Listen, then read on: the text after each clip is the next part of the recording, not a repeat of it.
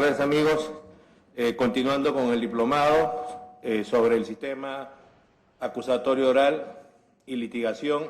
En esta oportunidad vamos a trabajar a la limón esta conferencia con el profesor Alcide Chinchay.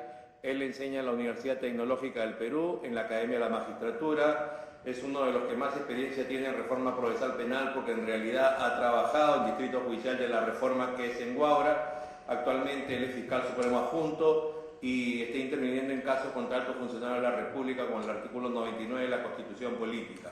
Como nuestro tema es aspectos generales o visión general del Código Procesal Penal, empezaré yo efectivamente haciendo una visión en ese sentido y después el profesor Alcide Chinchay continuará. Les agradecemos mucho por su atención. Seguramente que al final la señorita encargada de la Gerencia General les dará a conocer cuál es el programa que continuará posteriormente. Cuando hablamos nosotros del sistema acusatorio oral, hay que recordar que lo que se quiere es que el juez sea un tercero imparcial y que el juez exija la verdad al fiscal, que compruebe su acusación y que haya un abogado que pueda controlar la calidad de la información que la fiscalía le da al juez. Podemos comparar este sistema acusatorio como un triángulo, donde en la punta, en el vértice, está el juez, a la izquierda o a la derecha está el fiscal, a la izquierda está el defensor, y la idea es que cada uno de estos componentes funcione como corresponda para que el sistema acusatorio oral pueda lograr cumplir su cometido. En realidad, cuando falla alguno, la sociedad no discrimina, simplemente dice que la justicia penal no funciona bien y por eso es importante que todos los actores sepan hacer su trabajo. Litigantes son los fiscales y defensores. Están encargados de cumplir dos tareas que son narrar y persuadir. Narrar es transmitir argumentaciones a los jueces y persuadir es decirle a estos que son mejores que la de la otra parte.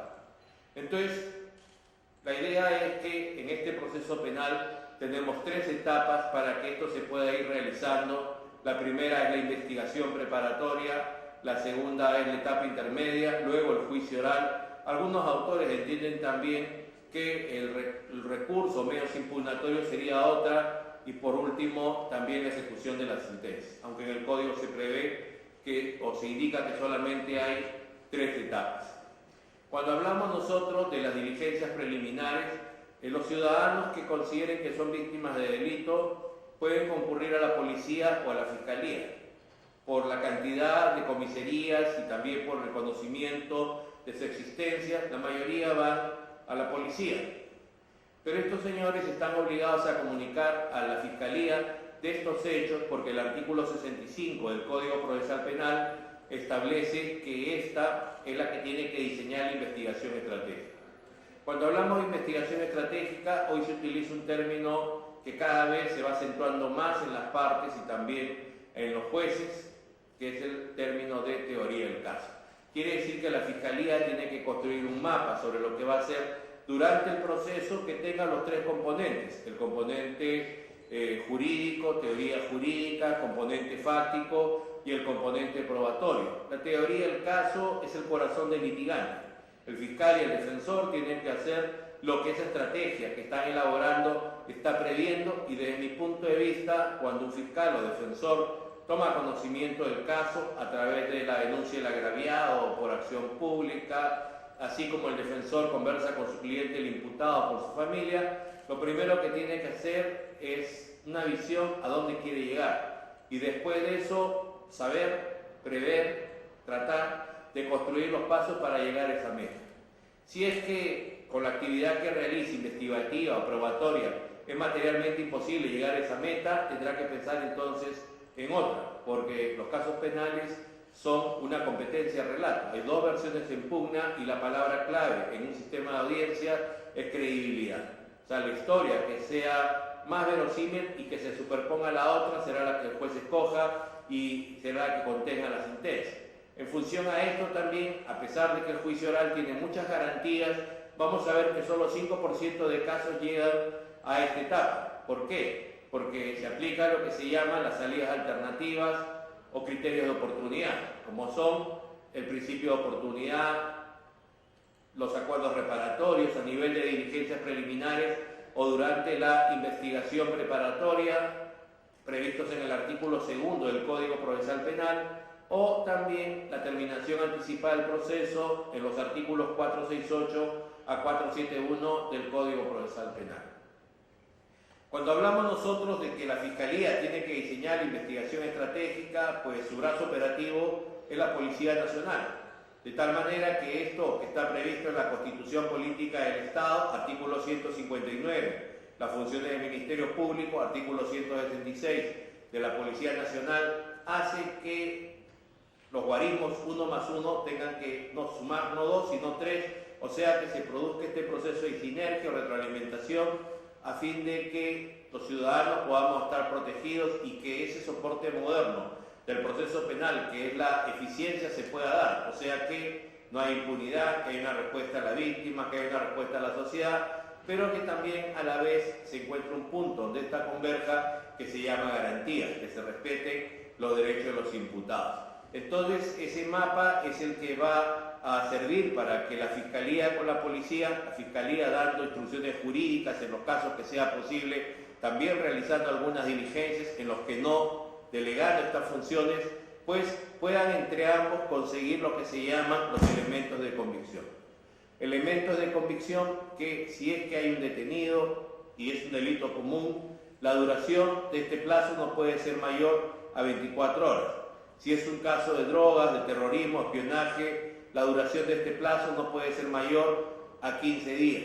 En todo caso, si es que es un caso común y el imputado está en libertad, estas diligencias preliminares no deben durar más de 20 días. Entonces, en esos plazos que hemos indicado, la Fiscalía, si es que logra establecer que el hecho constituye delito, identificar al imputado y la acción penal está vigente, formalizaría la investigación preparatoria. Durante los elementos de convicción es un derecho que tienen los imputados a contar siempre con abogados defensores, a que se les comunique de cualquier elemento de convicción que se vaya a realizar para que participen a fin de que puedan controlar la calidad de esa información, también a solicitar al fiscal actuar en algún elemento de convicción, porque como este es el director de la investigación preparatoria, no solamente debe buscar información para tratar de desvirtuar la presunción de inocencia del imputado, sino también permitir que éste pueda controlar la calidad de esa información, pueda ejercer ese derecho de defensa, y por eso decimos que la Fiscalía tiene que actuar con objetividad. En los casos que esto no sea así, se ha previsto también en este Código Procesal Penal, y justo hay una jurisprudencia vinculatoria de noviembre del 2009, que se pueda realizar la audiencia de tutela de derechos. Esta audiencia de tutela de derechos tiene que ver con proteger los derechos del artículo 71 del Código Procesal Penal, derechos del imputado. Son los mismos, ustedes recordarán, que estaban previstos en la Ley 27934 de 12 de febrero del 2003, me estoy refiriendo a la que regula las diligencias preliminares.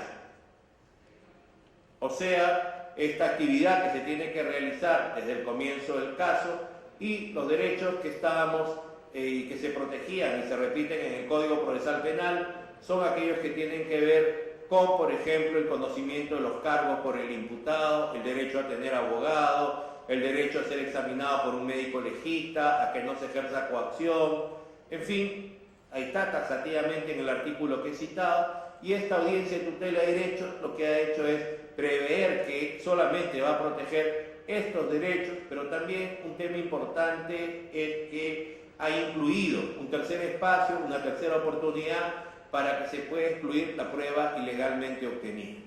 O sea, en el Código Procesal Penal ya lo teníamos en la etapa intermedia, donde se prevé que no se puede pasar a juicio oral con prueba que haya sido obtenido así, o ya lo teníamos también antes de la sentencia, donde una disposición decía que los jueces en la deliberación de la sentencia no pueden incluir prueba obtenida ilegalmente, y ahora tenemos un tercer espacio, un tercer momento al comienzo de los casos que me parece muy bien, a fin de que los imputados, cuando consideren que se han afectado sus derechos fundamentales, puedan pedirle al juez de la investigación preparatoria también que esta se pueda excluir. Esta audiencia de tutela de derechos también ha considerado y ha resuelto un tema que se estaba produciendo con mucha intensidad y que era necesario también tomar una decisión. Y es decir, que esta no permite que pueda haber un control de la formalización de la investigación preparatoria. O sea que esta formalización de imputación por parte del fiscal no puede ser controlada a través de este mecanismo. En todo caso, debemos inferir que podría ser, supongamos que hay un problema de tipicidad y causa de justificación, a través de una sección de improcedencia de acción, o quizás en la etapa intermedia se podría pedir el sobreseimiento del caso. En fin, según la estrategia de la defensa, tendrá que prever qué es lo que es mejor hacer para contrarrestar una formalización de la investigación preparatoria, y entonces eso es lo que comprende esta audiencia de tutela de derechos, que es una que va a proceder principalmente por estas diligencias preliminares que se realizan en este momento. Entonces hemos dicho pues que en las diligencias preliminares el director de esta es el Ministerio Público, que trabaja los temas con la policía, que tiene que trabajar con objetividad, pero también tiene que cumplir un principio que se llama el de mínima exhaustividad en la investigación. O sea, en este Código Procesal Penal hay una gran diferencia entre la información que se produce durante diligencias preliminares e investigación preparatoria con la que se va a producir en el juicio oral. La primera, como hemos dicho, se llama elementos de convicción y la segunda se denomina elementos de prueba. Solo se puede condenar con elementos de prueba que se produzca en un juicio oral, público, contradictorio, con inmediación, condiciones de igualdad, unidad y contradicción. Entonces, ¿por qué tendríamos que, a pesar de que la ley prevé que se formalice la investigación preparatoria, que el plazo de esta investigación preparatoria puede ser en casos comunes de 120 días más 60, ¿por qué tendríamos que utilizar todos? Si es que sabemos que con esa información directamente no vamos a poder lograr desvirtuar la presunción de imputado, sino que necesitamos que ésta se convierta en prueba en el juicio oral. Por eso es que los fiscales pueden considerar la posibilidad de no gastar sus energías al máximo durante estas etapas iniciales, sino más bien por el contrario, tratar de llegar pronto a la etapa intermedia para así poder cumplir con los requisitos que son el de que se den los elementos positivos de la teoría del delito, o sea, que se lee cada uno de los elementos de la teoría del delito, acción, tipicidad, antijuricidad y culpabilidad, y después que haya suficientes elementos de convicción para que el caso pueda pasar a juicio oral. Entonces hay que tener en cuenta esto. También, dicho sea de paso, si hay un exceso en las diligencias preliminares por parte del señor fiscal o en la investigación preparatoria, se ha establecido en el Código Procesal Penal otra audiencia que se llama de control de plazo. Control de plazo, donde entonces ahí lo que vamos a encontrar es a un defensor que le pide un requerimiento de audiencia al juez versus el abogado versus el Ministerio Público, de tal manera que el juez decida si efectivamente acá se está cumpliendo con la ley o si es que hay algún exceso. Es posible que el juez pueda considerarlo, encontrando ese equilibrio entre garantías y eficiencia, como razonable, probablemente tomando en cuenta los criterios que se han establecido en la última sentencia del TC en el caso Sánchez Miranda sobre plazos razonables. Me estoy refiriendo a un habeas corpus. Entonces el asunto está que normalmente estos criterios son tres: complejidad del caso, diligencia del fiscal y el juez, obstruccionismo de las partes, que ahora han sido clasificados como criterios objetivos y subjetivos por parte del Tribunal Constitucional. Y sobre esa base el juez decidirá qué es lo que corresponde. Lo que sí queda claro es que en ningún caso el exceso de plazo por parte de los fiscales, sea en diligencias preliminares o en la investigación, va a producir el archivo del caso. Y eso ha sido después del caso del general Chacón, donde el TC indicó que ese precedente no se iba a extender a otros, y en todo caso los excesos pues pueden generar responsabilidad disciplinaria para los fiscales, para los policías, pero nunca van a producir la caducidad de la acción, como al comienzo se quería establecer en estos casos. Entonces vemos cómo pues estas diligencias preliminares, donde el imputado tiene la posibilidad de controlar la calidad de la información, finalmente el fiscal decida, como indiqué, la formalización de la investigación, o en su defecto también la Fiscalía puede decidir el archivo de la imputación,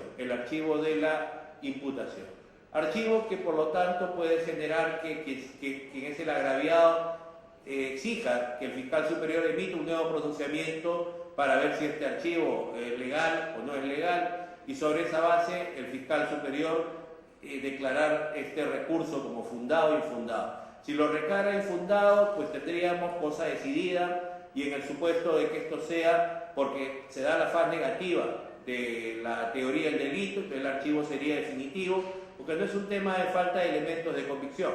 Más bien si es que se consigue un nuevo elemento de convicción posteriormente a la comisión de los hechos, mientras no prescriba la acción penal, entonces es posible que ésta se pueda reabrir. O sea, igual que en el Decreto Legislativo 52, concordante con el Código de Procedimientos Penales del 40. Si se formaliza la investigación preparatoria, entonces la Fiscalía puede completar información de diligencias preliminares. La idea es que no se repita esta, si se pueden ampliar algunas declaraciones o que se puedan realizar otras nuevas, pericias, pruebas documentales, en fin, no hay un número taxativo de medios probatorios o de elementos de convicción, son los que la Fiscalía considere, pero siempre debe ponerse en conocimiento de la defensa del imputado para que pueda ejercer su derecho de defensa. En el interín de la investigación preparatoria existen un sinnúmero de audiencias, como podría ser, por ejemplo, las audiencias de medidas de coerción personal, ¿no? Prisión preventiva, comparecencia con restricciones. Siempre los jueces ya no pueden dictar de oficio estas medidas, es la Fiscalía la que tiene que rogarlas, tiene que solicitarlas. Por otro lado, también los defensores podrían plantear peticiones, como podría ser, por ejemplo, falta de objetividad por parte de la Fiscalía cuando no acceda a algún elemento de convicción que genere o que pueda perjudicar la actividad del Ministerio Público. Puede ser también que se pueda requerir medios técnicos de defensa, cualquiera de los 5, se mantienen los mismos del Código del 40, con la diferencia en el nombre de la naturaleza de acción por improcedencia de acción. Y bueno, en fin, hay muchas audiencias que se puedan realizar durante esta etapa. Entonces la idea es que la investigación preparatoria pueda proveerle al fiscal una cantidad suficiente de elementos de convicción que le permita en la audiencia de intermedia poder lograr cumplir con los requisitos que se exigen en el artículo 349, de tal manera que así, versus el defensor, pueda lograr que el juez considere que se debe dictar el autoenjuiciamiento y que este caso debe pasar a juicio oral. En todo caso, el juez tiene muchos poderes durante la etapa intermedia, porque incluso si la defensa no sea la idónea, el juez podría de oficio considerar que efectivamente falta un elemento de la teoría del delito, no hay una cantidad suficiente de elementos de convicción y podría archivar el caso. También podría ser que la Fiscalía no haga un requerimiento de acusación, sino haga un requerimiento de sobreseimiento, en cuyo caso igual vamos a una audiencia y el juez también podría discrepar y podría disponer que esto se eleve al fiscal superior para que finalmente él, como titular de la acción penal pública, decida si el fiscal acusa o se da por sobreseído definitivamente los casos. Cuando ambos fiscales están por el archivo definitivo del caso y ya venció la investigación preparatoria, entonces los jueces simplemente tenemos que dictar un auto de sobreseimiento, porque hay sendas sentencias del Tribunal Constitucional y también de la Suprema Corte que ha resuelto en ese sentido, porque si el Ministerio Público quiere dar por finalizada la persecución penal del delito, los jueces en un modelo acusatorio no podemos obligarlos a que ellos insistan en la persecución. Entonces, tenemos pues que este es un sistema mixto, podríamos decir, porque está bien que se haya instalado un sistema de audiencias, pero en primer lugar debemos tener en cuenta que para tener derecho a la audiencia debemos hacer una solicitud por escrito. Y eso se ha establecido y se ha corroborado en noviembre del año 2010 en los acuerdos plenarios de tutela de derechos y de proceso inmediato y acusación directa, en el sentido de que para qué vamos a ir a una audiencia si el pedido se puede rechazar de plano porque es inadmisible. O sea, pido un control de plazos en una audiencia de tutela de derechos, es inadmisible. Pido que se actúe un elemento de convicción en una audiencia de tutela de derechos, es inadmisible, y de eso se trata, que no se pierda tiempo, porque también es muy importante el tema de los tiempos, porque en función a eso se puede programar el número de audiencias que hayan durante el día para los jueces, y sobre todo la justicia penal cuesta porque hay que pagar sueldo a los jueces, a los fiscales, a los defensores públicos, que en un 60% de casos patrocinan, hay que pagar los locales, luz, agua, teléfono, y también tienen que venir muchas veces abogados particulares. Eso tiene un costo para la defensa de los imputados y por lo tanto la idea es que las agendas judiciales deben manejarse con bastante precisión para que el impacto no pueda ser negativo, las audiencias se puedan realizar, se puedan notificar a todas las partes. En fin, o sea, detrás de estas etapas de investigación preparatoria e intermedia, detrás de la parte jurisdiccional o fiscal o la defensa de los abogados, hay un tema sustancial que es la administración. En realidad hoy día nadie discute sobre qué modelo es mejor que otro, cuáles son las etapas, cómo tiene que ser el tema en los recursos. Digo que sea el tema prioritario. El tema prioritario hoy es la parte administrativa. ¿Cómo hacemos para que las audiencias se produzcan, no se frustren, para que los testigos vengan o no? Y eso es un tema muy interesante, muy importante, que compete a ingenieros, que compete a administradores, que compete a economistas, y por eso cada vez instituciones como el Poder Judicial, el Ministerio Público están siendo auxiliados por esta clase de expertos, porque tenemos que ver muy bien que esto se concrete y además también que se pueda asignar un número de audiencias que sean razonables para jueces, un número de casos que sean razonables para fiscales y para defensores públicos, de tal manera que ambos, fiscales y defensores, cuando vayan a una audiencia, puedan cumplir con los 3 requisitos imprescindibles para que puedan proveer al juez una información de la mayor credibilidad. Estos 3 requisitos son los siguientes. Número 1, conocer el caso. Número 2, conocer el caso. Y número 3, conocer el caso. Estamos cambiando de un sistema escrito a un sistema oral, de un sistema inquisitivo a un sistema acusatorio. Y entonces, ¿cómo podemos hacerlo si han pasado tantos años con el primero?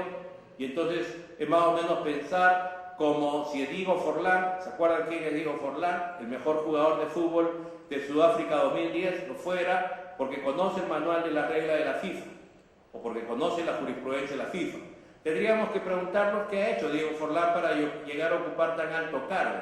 Y creo que los 2 temas anteriores no solamente es a lo único que se han dedicado, y si lo han hecho, seguramente que está bien, pero en poco tiempo. El mayor tiempo, ¿a qué se ha dedicado Diego Forlán? ¿Dónde desarrolla su actividad? ¿Dónde está todos los días? Está en las canchas de fútbol. ¿Y qué es lo que hace? Sigue las instrucciones de sus entrenadores, o sea, identifica buenas prácticas, las repite, identifica malas prácticas, las elimina. Por lo tanto, esa es la idea. La única forma en que fiscales y defensores y los jueces también podamos operar en un sistema acusatorio oral contradictorio y podamos dejar las prácticas inquisitivas para pasar a unas prácticas acusatorias es realizando 3 cosas. ¿Cuáles son las 3 cosas? Número 1, practicar. Número 2, practicar. Y número 3, practicar. Lo que yo pueda haber dicho hasta ahora puede ser poesía, frente a lo que va a decir el profesor Alcide Chinchay. Él, Diego Forlán, ha jugado en la cancha, ha jugado en Guaura. En Guaura empezó la reforma procesal penal hace 5 años, y hace 5 años creo que los profesores, los fiscales, los defensores y los jueces empezamos recién a jugar como amateur. Han pasado 5 años y la verdad no sé si habremos ascendido o no habremos ascendido, pero en la única posibilidad que podemos lograr nosotros poder trabajar en un sistema acusatorio, no solamente haciendo prácticas en la Academia de la Magistratura, en los colegios de abogados, en las universidades, porque los litigantes no se hacen en simulaciones. Los litigantes se hacen en canchas de verdad, y las canchas de verdad son los tribunales. Seremos más fiscales, seremos más defensores, seremos más jueces en función al número de audiencias que tengamos en nuestra carrera. O sea, horas de vuelo. ¿Cuántas veces volaste?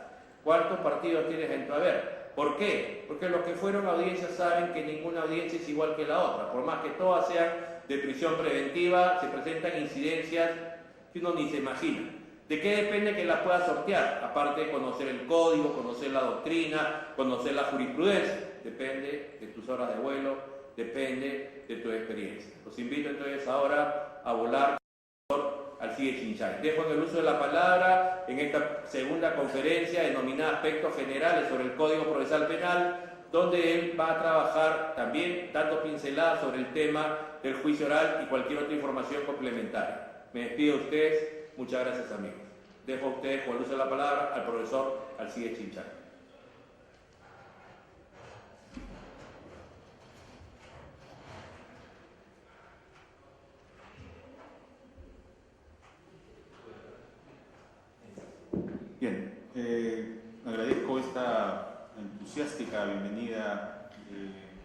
José Antonio Neira. Quisiera compartir en los 10 minutos en que pienso ocupar el tiempo de ustedes algunas reflexiones sobre el tema de la audiencia. Ello a propósito de una crisis que he detectado en los últimos meses, acaso en los últimos años, 2 años o año y medio. Se trata de la crisis de la litigación oral. ¿Y esto por qué? José Antonio ha expresado hace unos minutos que estamos en un modelo mixto, y un modelo mixto tiene algunos componentes de nuestro pasado procesal y tiene algunos componentes del nuevo modelo. Las personas que son más devotas, le tienen más cariño al antiguo modelo, sostienen que la litigación oral es una práctica, digamos, importada del mundo anglosajón, del derecho del common law, y que ello no es aplicable a nuestra realidad. Y se basan principalmente en el hecho de que la litigación parece estar hecha para el jurado, y como sabemos en el Perú no existen jurados. Al no haberlos, al trabajar la justicia en el Perú con jueces profesionales, suele ser habitual en un juez profesional decir que las técnicas de litigación parecen ser más bien recursos histriónicos propios de alguien que quiere impactar sobre un jurado y no, digamos, el uso del lenguaje propio y estrictamente jurídico y técnico para temas que se tienen que tratar ante un juez profesional. No obstante ello, yo quisiera remarcar que el lema comercial de una conocida marca de impresoras es aplicable también al mundo de nuestro proceso penal, que está basado sobre jueces profesionales y no sobre el jurado. El lema decía: nunca hay una segunda oportunidad para causar una primera buena impresión. Y en ese sentido, las técnicas de litigación no son histrionismo, no son técnicas dramáticas o melodramáticas para impactar sobre el juez, sino que son maneras de hacer llegar nuestro mensaje de manera apropiada. La teoría de la comunicación ha establecido que cuando nos comunicamos verbalmente entre seres humanos, no más allá del 15 al 25% de nuestro mensaje está compuesto por las palabras que decimos.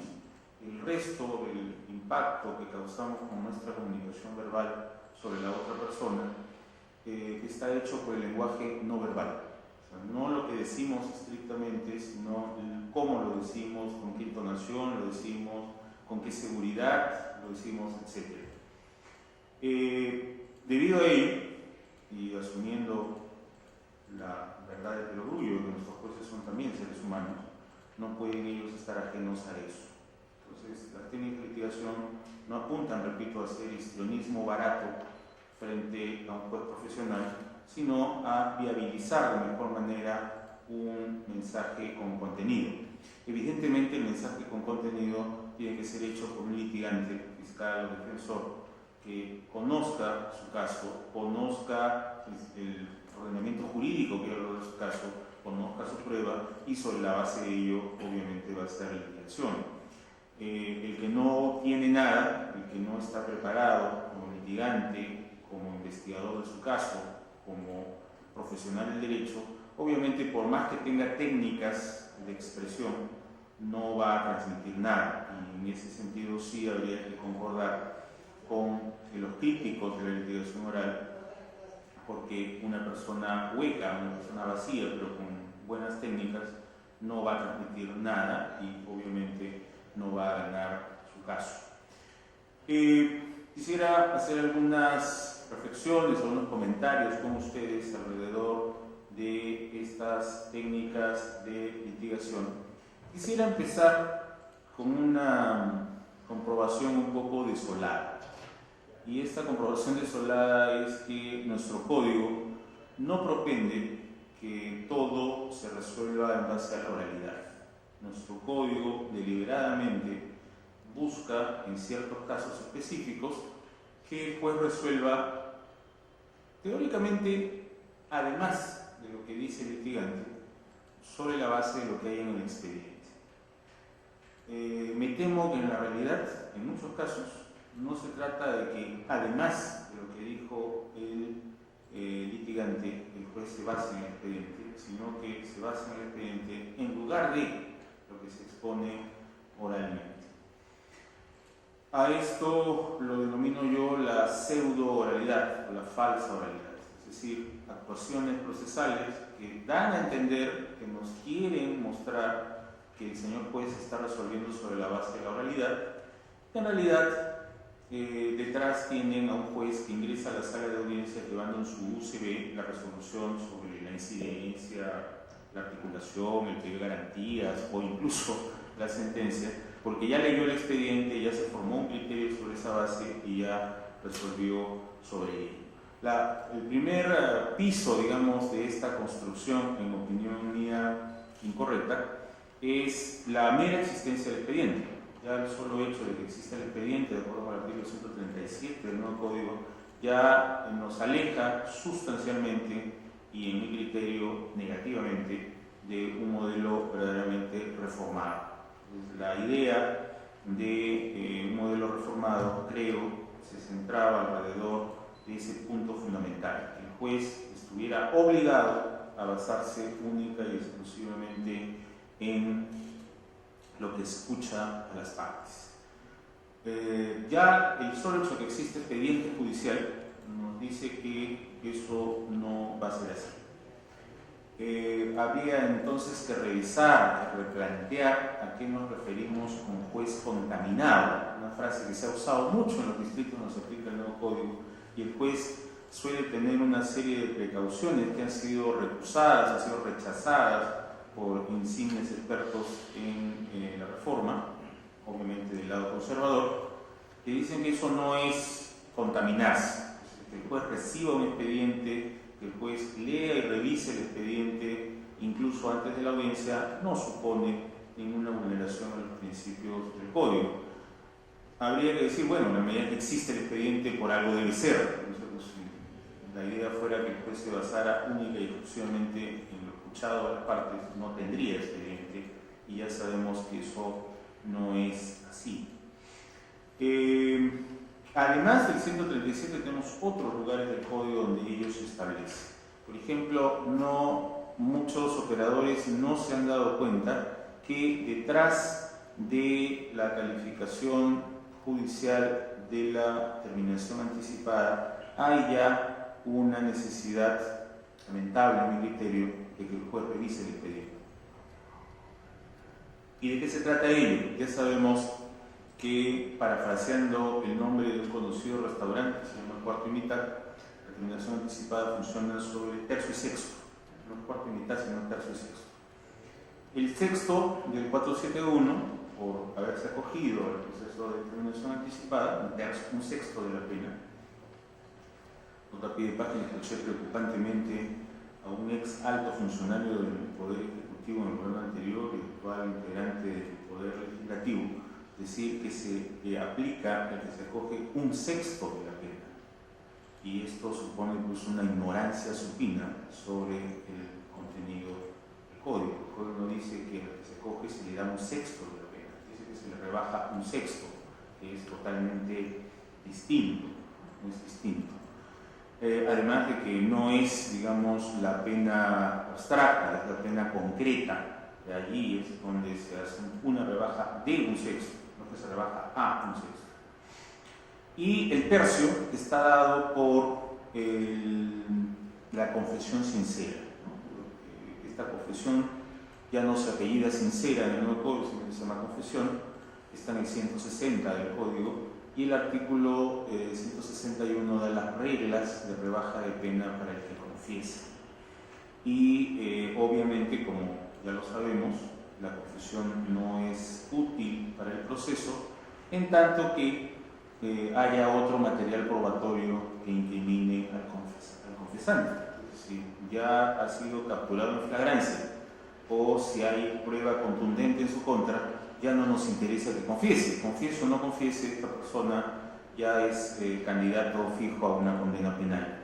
Entonces, recibirá hasta 1/3 si es que su confesión ha ayudado sobremanera a esclarecer los hechos. Si las pruebas en realidad ya están creando sobre él un marco de sindicación sólida para el Ministerio Público, obviamente ya no merecerá 1/3, merecerá menos, porque su colaboración a través de la confesión simplemente ayudará un poco a esclarecer la verdad de lo que sucedió. No será, digamos, una ayuda completa y rotunda. Y obviamente, si está en el extremo señalado por el 161, que ha sido capturado en flagrancia, los elementos de prueba son contundentes, teóricamente no debería recibir nada, ninguna rebaja de este tercio, solo recibirá 1/6. No se conocen muchas experiencias de reos que se quieran acoger por solamente el sexto. Hasta donde sé, por ejemplo, en Piura, el doctor Juan Carlos Checkley me refería que ha habido ese prodigio de la naturaleza, ¿no? De que un reo acepte terminación anticipada solamente por el sexto y renunciando al tercio por haber sido capturado en flagrancia o haber prueba contundente en su contra. Pero bueno, el hecho es el siguiente: es el juez el que tiene que decidir si la porción de rebaja por confesión que está dando el trato entre el fiscal y el acusado o el imputado merece ser ese monto, 5/6, 1/7, 3/16, etc. ¿Y cómo sabe el juez si es que este señor merece este tercio, o merece 1/6, o merece 1/7 de rebaja de pena? Bueno, lee el expediente. No hay otra forma en que el juez pueda hacer esta valoración de si el trato hecho entre el fiscal y el imputado es correcto o no, sino como leyó el expediente, ya tiene una opinión formada. Por lo menos tiene una opinión formada si es que no ha llegado incluso al extremo de entrar ya a la audiencia teniendo en su UCB la resolución ya hecha. Esto lo detecté en un caso que me pasó en una audiencia de prisión preventiva, en la cual la solicitud escrita hecha por un colega tenía una determinada cantidad de elementos de convicción para vincular al imputado con el hecho materia de proceso. Al darme cuenta que había un defecto sobre la cadena de custodia en uno de estos elementos, al momento de yo tener que sustituir a mi colega porque se salió un curso comisionado por la institución, yo no mencioné ese elemento porque tenía este problema de cadena de custodia. Me sorprendió mucho ver que el señor juez, al momento de resolver, al poner los considerandos sobre los cuales el Ministerio Público había solicitado la prisión preventiva, mencionó ese elemento que yo no había citado en mi exposición oral. Sufrí una honda decepción. Me di cuenta de que pude haber recitado chistes infantiles, o pude haber recitado el Fausto de Goethe, o contado chistes, hubiera sido exactamente lo mismo. El señor juez ya tenía un criterio formado sobre la base de lo que había leído en el expediente. Esta pseudo-oralidad es más peligrosa, como podemos comprender, que la medio-oralidad, porque por lo menos la medio-oralidad está expresamente, abiertamente puesta en nuestro código, y bueno, el litigante tomará las providencias que estime convenientes al respecto. Pero ¿cómo defenderse de la pseudo-oralidad, ¿no? De esta audiencia que simula estar escuchando a la parte, pero que en el fondo el juez ya tomó su criterio sobre esa base? Personalmente considero, y creo que no ser el único al respecto, que debería haber una reforma por supuesto hondamente debatida en los ámbitos judiciales, fiscales y académicos en ese sentido. Debe ser, como ha dicho José Antonio, que yo soy un aplicador, digamos, de la primera hora del código, tal vez por esta deformación en mi historia profesional, que yo soy decididamente partidario de la oralidad. Nada me parece más hermoso, permítanme el adjetivo, que ver a un juez haciendo jurisdicción, o sea, diciendo el derecho, así, de viva voz, una vez que ha terminado de escuchar a las partes, ¿no? Eso me parece, en lo personal, sumamente importante. Esto sin perjuicio de una discusión que hay alrededor de si basta eso, basta que el señor juez recite, proclame el derecho a la jurisdicción, digamos, en vivo, a capela, sin red, sin ensayo previo, sin anestesia, tan pronto las partes terminan de hacer sus alegatos. La discusión es si, además de eso, el señor secretario que está tomando nota minuciosa tiene que plasmar el tenor de la resolución palabra por palabra, coma por coma, y el juez después firmar esta acta que contiene en su texto ya el contenido de la resolución así literalmente, o no. Hay toda una discusión al respecto. Permítanme guardar un pudoroso silencio al respecto, porque justo ante el colegiado que integra José Antonio se está tramitando una casación justamente sobre ese aspecto, ¿no? Si debe o no debe plasmarse la resolución presentada de viva voz en el acta, literalmente o no. Esto me evidencia para mí la capacidad, la idoneidad del señor juez, me habilita, digamos, un cierto acercamiento del señor juez a la litigación oral. Es sumamente curioso, se lo he dicho a José Antonio, que uno de los más grandes expertos, si no el más grande experto peruano sobre litigación oral es el juez, cuando teóricamente, según la teoría del caso, el juez no hace litigación oral. Todos los demás sujetos procesales hacen litigación, pero el juez no. Y sin embargo, el mayor experto en el Perú de litigación es un juez, José Antonio. Pero creo que sí, creo que algo de litigación, alguna reminiscencia de litigación hay en este juez que es capaz de hacer eso, ¿no? De proclamar el derecho de viva voz a capela, tan pronto las partes terminan de exponer sus alegatos. Esto para mí evidencia que realmente estamos trabajando sobre oralidad, es decir, el juez está resolviendo sobre lo que ha escuchado a las partes decir y alegar. Otro problema que es problema desde el punto de vista de litigación, no es un problema desde el punto de vista del código. El código, para bien o para mal, en mi criterio para mal, tiene ya fijada una posición al respecto. Es el orden del interrogatorio del acusado. La litigación oral es bien clara y bien sencilla sobre eso. Interroga el abogado, el litigante, favorable, amigo, cercano de la persona que va a ser interrogada, y contrainterroga el litigante, el abogado, pues, fiscal o defensor, que sea contrapuesto a la persona que va a ser interrogada. Por lo tanto, al acusado, si es que decide declarar, pues sabemos que el acusado tiene el derecho humano fundamental a guardar silencio, a no responder las preguntas que se le hagan. Quien debería interrogarlo, según la teoría de litigación oral, es su abogado, y quien debería contrainterrogarlo debería ser el fiscal.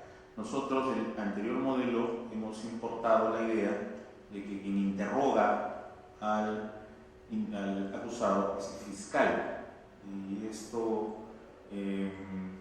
ha llevado incluso a que en algunos distritos judiciales los jueces, aplicando el artículo 10 del título preliminar del Código, digan que eso es incorrecto y que en aras de los principios de la litigación, el principio de oralidad que está consagrado en el título preliminar del Código, invierten el orden de los factores. Entonces, primero interroga el abogado y contrainterroga el fiscal. Este cambio que algunos órganos jurisdiccionales se permiten, la verdad se ha dicho cada vez menos,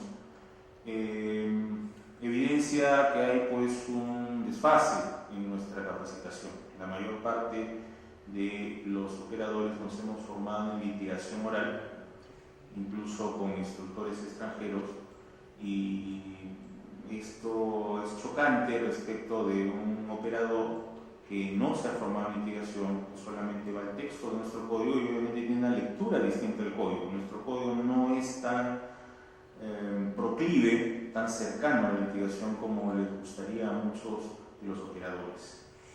Entonces hay una discusión que cada vez es menos abundante, cada vez más los órganos están más cercanos al texto del código.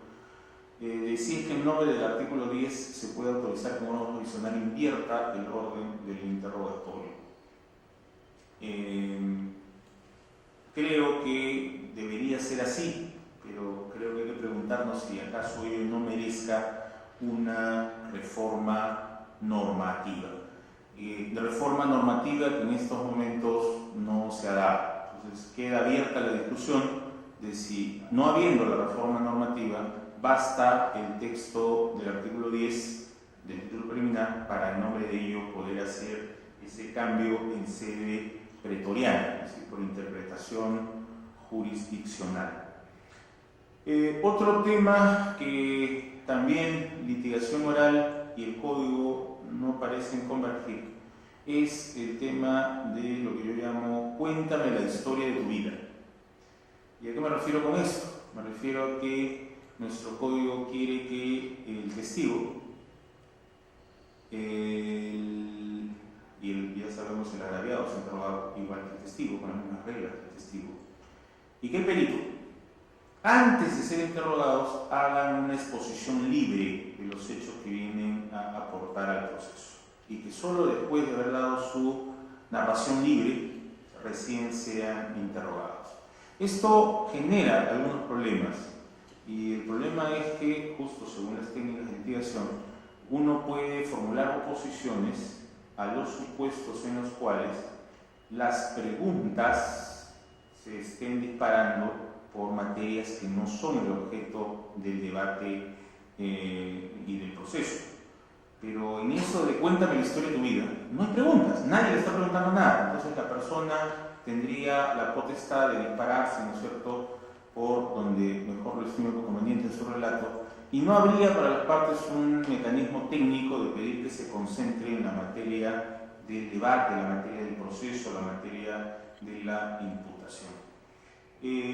La teoría de la litigación parte de un esquema ideológico completamente distinto. Este esquema ideológico es el declarante, sea agraviado, sea testigo, sea perito, no viene a traernos la verdad real, viene a traernos la versión que el litigante que lo trae quiere que traiga, que aporte. Entonces, basta de hipocresías. Si este señor abogado, sea fiscal o sea defensor, lo ha traído para que diga que el imputado no estaba en el lugar de los hechos, entonces de frente que vaya el litigante a hacer esas preguntas, punto. No nos dé un circunloquio previo. Si es que el litigante que está interrogando a ese testigo, perito o agraviado está ocultando en sus preguntas información importante para que el juez resuelva, entonces se supone que para eso está el contrainterrogatorio. La otra parte sacará esos otros aspectos, hechos, matices, distingos, características, etcétera, que permitan hacer saber que el litigante que lo interrogó estaba omitiendo alguna información importante. Y con eso, en primer lugar, ahorramos tiempo, y en segundo lugar, tenemos a un declarante que solo va a decir lo que es útil para el proceso, ¿no? Ya sea importante desde el punto de vista de una de las partes o importante desde el punto de vista de otra de las partes. Pero no se perderá tiempo en circunloquio previo, ¿no? De cuéntame la historia de tu vida. Nuestro código, repito, para el agraviado, para el testigo y para el perito no es favorable, y esto se debe a que hay pues, dos concepciones de para qué se hace el proceso y qué finalidad tiene la actividad probatoria. Los del antiguo modelo creen que la actividad probatoria se hace para descubrir la verdad histórica. Habría que preguntarnos filosóficamente si tiene algún sentido eso de la verdad histórica. ¿Por qué? Porque esta frase, la verdad histórica, la verdad real, parece entender que los seres humanos podemos acercarnos a los hechos tal como pasaron. Y no, así hayamos visto los hechos, siempre tenemos una versión de los hechos. Ver, o sea, que nuestros ojos tengan la capacidad de captar la luz, ver un hecho, no significa que estemos aprendiendo la realidad tal como fue. Siempre es una interpretación. El mejor ejemplo que yo uso académicamente para estos efectos es lo que pasó en Cajamarca en 1532, ¿no? Dicen los cronistas, ingresaron los españoles montados en sus animales. Eso fue lo que vieron los habitantes de Cajamarca, los integrantes del ejército de Atahualpa, y lo que ellos interpretaron es que se trataba de un animal de 2 cabezas y 6 extremidades.